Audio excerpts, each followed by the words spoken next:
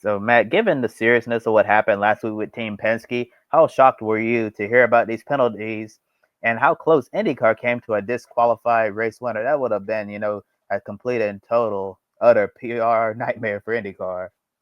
Oh, that would have been the worst thing to happen for a very, very long time if Ericsson had fended off Palou or even retaken him in those late laps to get the victory and then have the car thrown out afterwards. Would have been awful.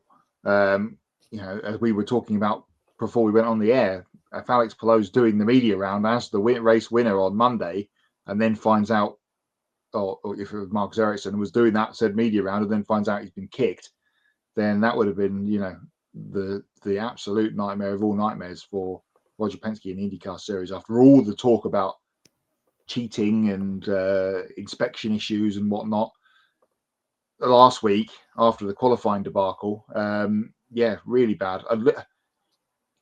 Maybe we turned a corner now with this. Maybe this is the beginning of people pointing fingers at the officials pointing fingers at the teams a bit more strongly and saying you can't do that stuff that they may have perhaps snuck under the radar a little bit in previous race weekends or years at the 500 are now going to get picked up on. Maybe we'll see some more at Detroit at the weekend. So yeah, going to be interesting to see how that pans out going forward. But for them to have just avoided Ericsson having the win and then being booted, they have to thank Alex Palou for that pass that he made with the laps running down on Sunday.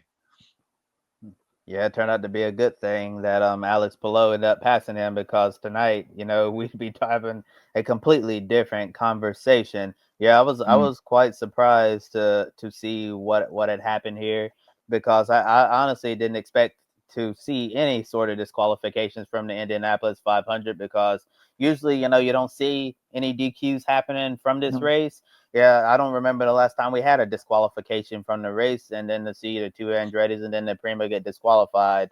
Now, given what we've been talking about for the last week on all across our shows, involving Penske, Newgard and Power, and all of the stuff surrounding that, and then conflicts of interest as well. Yeah, definitely did not, like that we had post race disqualifications, but I hope that like you're saying, that we could be coming to the end of all coming to the end of this saga, so we can move forward and maybe when we get to Detroit this coming weekend, the race weekends afterward, we won't have to be thinking about conflicts of interest, penalties and all of that. But all in all, really happy that we avoided that dreaded scenarios we've been talking about of a disqualified Indy 500 race winners. So Alex Palou, just hours after winning his first Indy 500, he went to the Indiana Pacers game in downtown Indianapolis for Game 3 of the Eastern Conference Finals.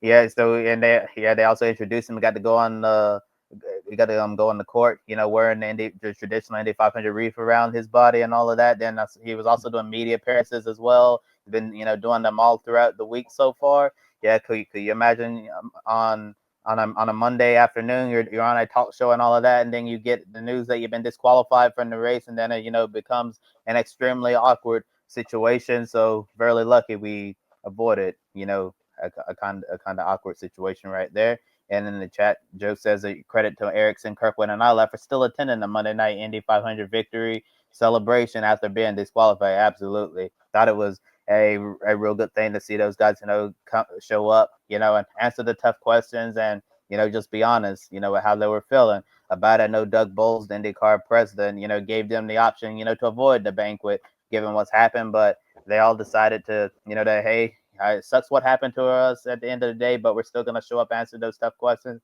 and be present for this special occasion. So really glad to see all of them showing up despite, being a real frustrating end of the month of May for them, especially, Marcus Ericsson, because he was so close to victory and has been a rough go at it during his tenure at Andretti. And he finally put together his signature race as an Andretti global driver and then had it all taken away from him. And also in the point standings, and Ericsson took a massive hit as well when the results were unofficial.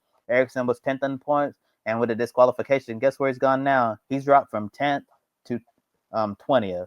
So not looking good right now for Marcus Ericsson in the point standings. We'll see if he'll be able to bounce back as we get deeper into this IndyCar season.